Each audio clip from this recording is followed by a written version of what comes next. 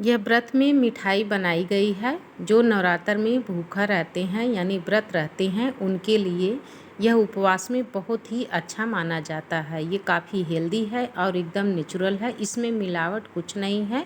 ऊपर से यह चांदी का वर्क नहीं लगा है, सिल्वर पेपर है। इसे निकाल दीजिए। इस तरह से यह मीठा दिखाई देता है और इसे खाने के बाद आप भी पता नहीं कर पाएंगे कि यह किस चीज़ का मीठा बना हुआ है। यह बहुत अच्छा लगता है खाने में।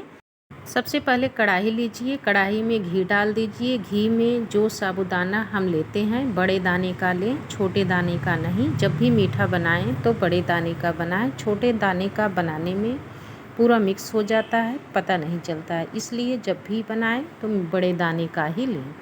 इसे फ्राई कर लें। फ्राई करने के बाद इसे निकाल लें। यह लाल नहीं होना चाहिए। जब मखाना हो या साबूदाना हो जल जाता है तो इसका फ्लेवर अच्छा नहीं आता है।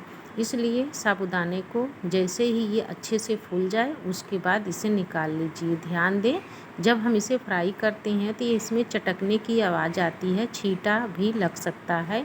थोड़ी सी सावधानी देंगे तो बहुत ही आराम से फूला फूला मखाने की तरह साबूदाना निकल आएगा। यह 200 ग्राम साबूदाना है। 100 ग्राम मैंने पहले ही इसे फ्राई कर लिया, फिर 100 ग्राम इसे ऐड कर दिया। 200 ग्राम में इसे डिवाइड करके मैंने 2 बार में इसे फ्राई किया है और इसे फुलाने में बहुत अच्छा रहता है। इसे बहुत जल्दी से जैसे ही हम डालते हैं कढ़ाई में, घी हमारा गर्म रहता है, यह बहुत जल्दी से फ्राई हो जाता है। अब इसी में जो घी बचा हुआ है इसमें थोड़ा सा मेवा डाल दीजिए। मेवा है घर में तो इसे भी फ्राई कर लीजिए, अगर नहीं है तो इसकी भी कर सकते हैं। इसके जगह पर मूंगफली फ्राई कर लीजिए। मैंने इसमें काजू डाला है और बादाम डाला है। पहले काजू को फ्राई कर लें, यह हल्का सा गोल्डन हो जाए उसके बाद निकाल लें। बहुत ज़्यादा नहीं इसको पकाना है, काजू सॉफ्ट रहता है, बहुत जल्दी से यह पक जाता है। अब इसी में बादाम डाल दिए। बादाम को भी हम इसी तरह से चलाते रहेंगे। थोड़ी देर में इसमें भी चटकने की आवाज़ आती है और हल्का सा इसका कलर चेंज हो जाता है। उसके बाद इसे निकालनी है। ध्यान दें यह जलने ना पाए, जल जाता है तो फ्लेवर अच्छा नहीं आएगा। अब मखाना मैंने जो फ्राई किया था उसे एक प्लेट में निकाल लिए हैं और जो मेवा है उसे भी इसी में ऐड कर दे रहे हैं। थोड़ी सी मूंगफली हमारे पास थी, वह फ्राई हुई थी, उसे भी इसी में ऐड कर दिए। अच्छा, इसका नमकीन बहुत बढ़िया बनता है। व्रत में भी खा सकते हैं और बिना व्रत का भी खा सकते हैं। बिना व्रत का बनाना है तो इसमें सेंधा नमक के जगह काला नमक डाल दीजिए, चाट मसाला डाल दीजिए, थोड़ा सा 1 चुटकी इसमें हींग डाल दीजिए और आधा चम्मच से कम लाल मिर्च पाउडर डाल दीजिए। यह बहुत अच्छा नमकीन बन के तैयार हो जाता है। इसे 1 से 2 महीने 3 महीने तक स्टोर करके रख सकते हैं। यह ख़राब नहीं होता और बहुत ही चटकारेदार नमकीन बन के तैयार होती है। इस नमकीन को बनाकर मैंने जस्ट 2 दिन पहले डाला है। आप यूनिक गीता किचन के चैनल के माध्यम से यूट्यूब पर देख सकते हैं। चलिए फिर चॉकलेट बनाना स्टार्ट करते हैं। यह भी व्रत के लिए है और बहुत अच्छा चॉकलेट बन के तैयार हुआ है। अब सबसे पहले मैंने कढ़ाई में गुड़ डाल दिया है। इसमें पानी बिल्कुल नहीं डालना है, केवल गुड़ डालना है और मध्यम आंच करके ही पकाना है इसे, क्योंकि जब गुड़ डाल देते हैं तो इसे पकड़ने का चांस रहता है। इसमें पानी जब नहीं पड़ा हुआ है तो यह जल जाता है नीचे से, इसलिए इसमें बहुत ही कम आंच करके ही पकाना है इसे और बीच बीच में इस तरह से चलाते रहना है ताकि नीचे से गुड़ पकड़े ना। गुड़ अगर कढ़ाई में पकड़ लेता है तो यह ख़राब हो जाएगा और इसका फ्लेवर अच्छा नहीं आएगा। इसलिए मध्यम आंच करके पौनी की सहायता से इसे थोड़ी देर इस तरह से मिक्स करेंगे। जैसे थोड़ा सा यह मेल्ट होता है इसके बाद इसमें चिपकने का चांस नहीं रहता है, वह नहीं चलाएंगे तब भी यह आराम से गुड़ मेल्ट हो जाएगा। इस मीठा को हम चीनी से भी बना सकते हैं, लेकिन गुड़ हमारे हेल्थ के लिए ज़्यादा फ़ायदेमंद होता है और चीनी नुकसान करता है।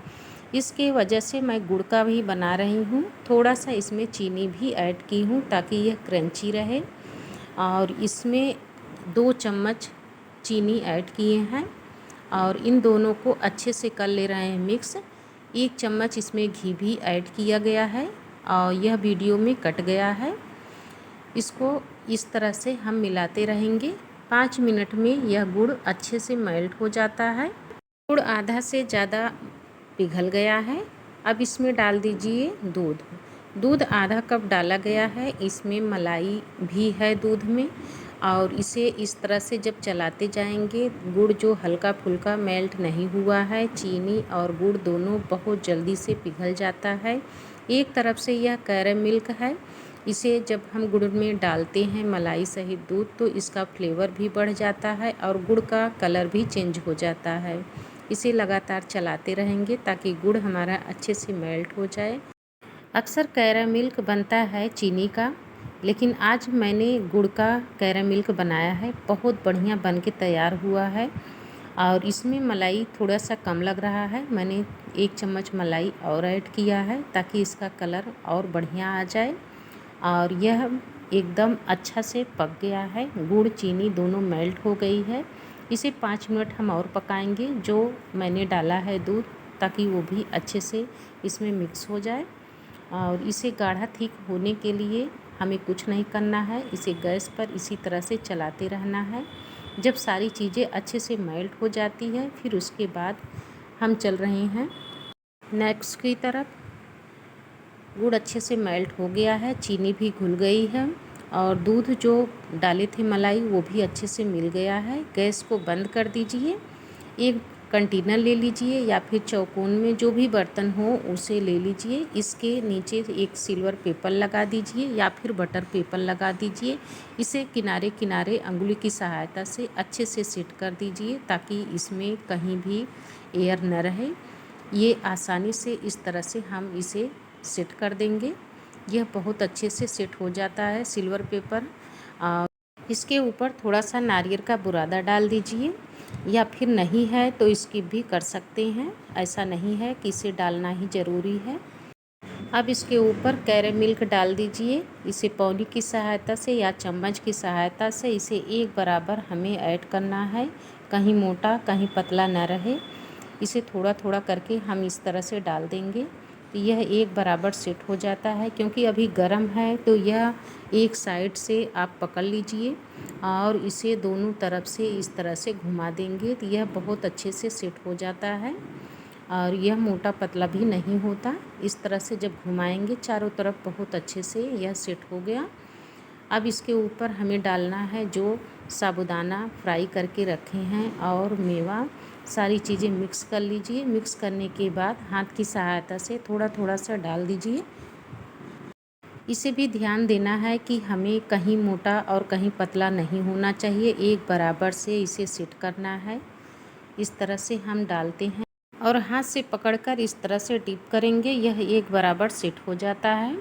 इसी तरह से हमें सेट करना है। अब जो बचा हुआ है गुड़ का कैरामिल्क उसको भी इसी में डाल दीजिए। इसको इस तरह से डालेंगे। मैंने आधा डिवाइड कर दिया था, आधा मैंने डाला था, और इसमें जो आधा बचा हुआ है इसे भी इसमें ऐड कर देंगे ताकि नीचे और ऊपर दोनों एक बराबर रहे। यह अभी गरम है, गरम में ही इसे बनाना है।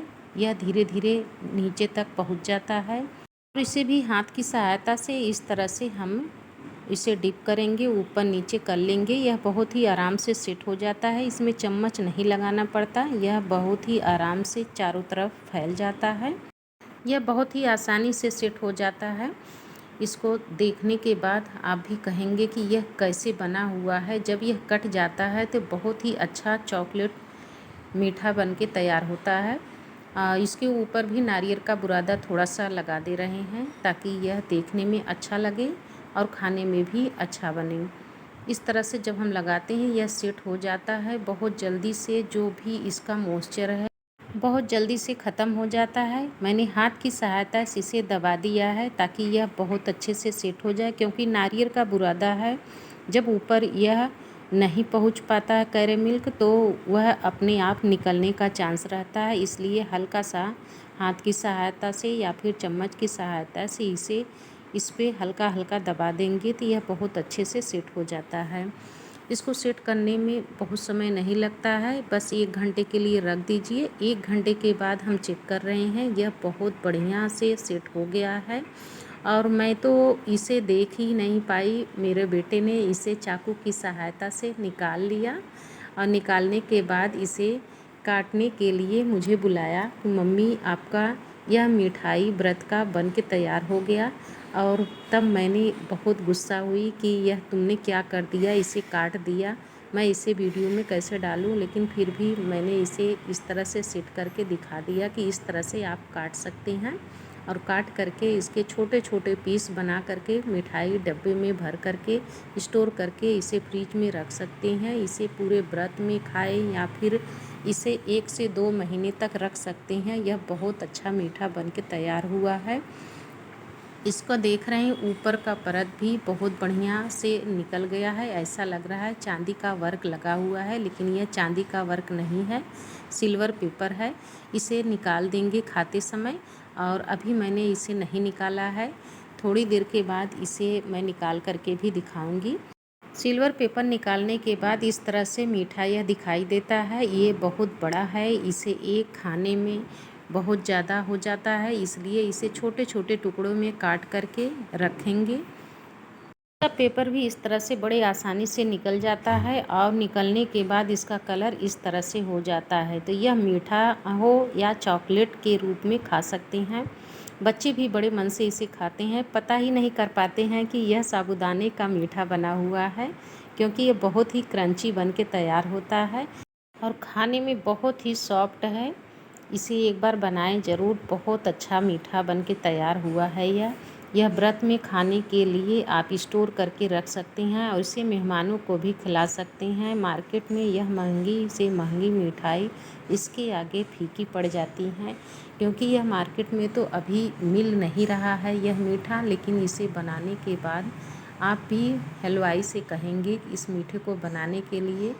व्रत की मिठाई आप सबको कैसी लगी ये कमेंट करके ज़रूर बताइएगा, और कहाँ से देख रहे हैं वीडियो ये भी कमेंट करके बताइएगा, ताकि हमें भी पता चले हमारी वीडियो कहाँ तक पहुँच गई है। ऐसी वीडियो हम आपके लिए नए रेसिपी में लाते रहें।